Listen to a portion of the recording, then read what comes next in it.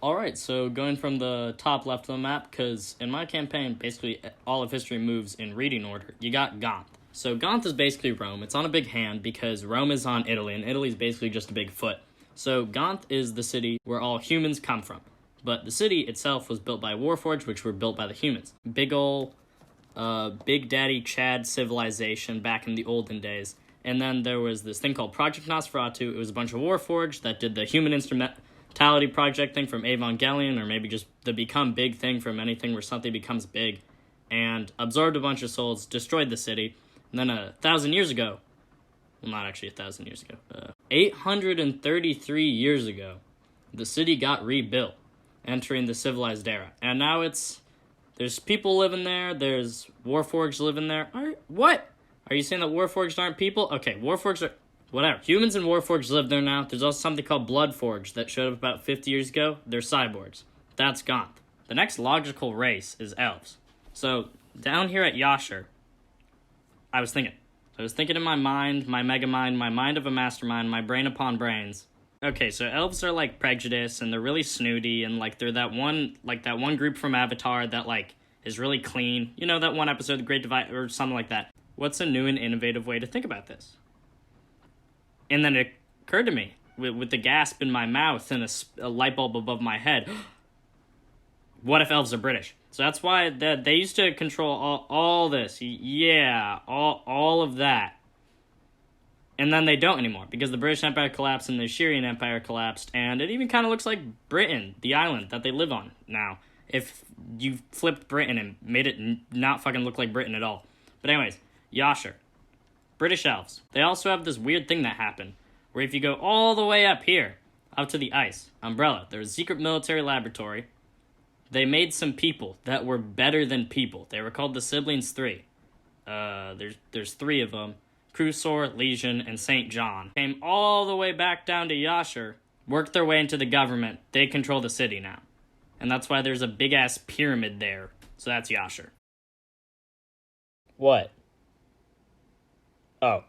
I need to have somewhere else. So, for different people, and Sench is where gnomes came from. Gnomes being gnomes and sneaky and bright and good at thinking, they noticed all sorts of magical gemstones and volcanoes and magic gemstones to machines, magical machines. They make magical machines using the things that they found around Sench.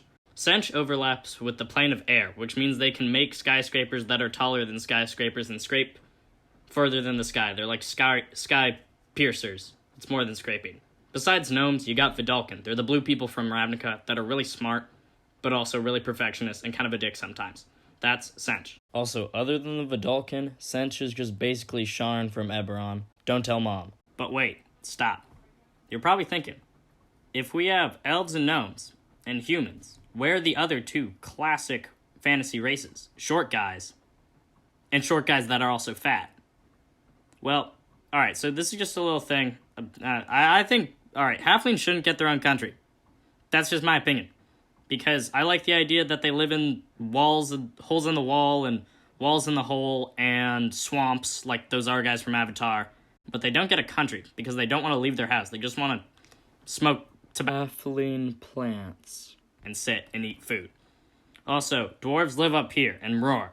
That's where they live. It's worth noting that I care so little about dwarves, see what I did there, that, no frontin', I just used Roar from the Eberron module. Nothing Roar, nothing less, because there's only been 2 dwarf NPCs in the campaign, and they were both shot on sight, no character development.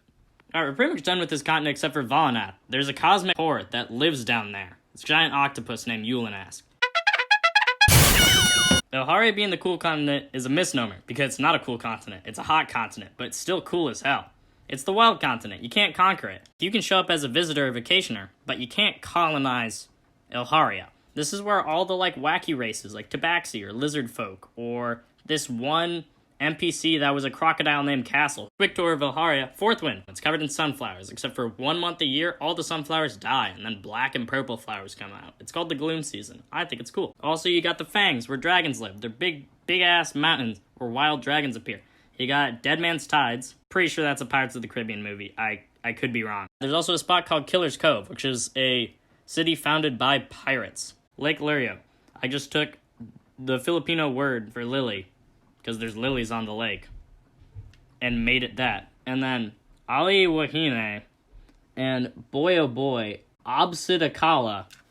I just took words from some language that I don't speak, I don't even remember what it was, and scrambled around the letters until I found something that I liked. Oh, before I forget, this map was made with Incarnate.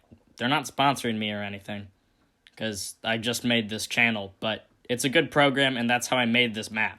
And that's about all the time I have for this video. This is part 1 of 2 of me describing my world. I only really did the Eastern Hemisphere today. I'm going to do a second part covering New Avon, the Brarg, Mephistor, all that jazz. But that's not something I'm going to cover right now, because I'm going to bait you into watching a second video.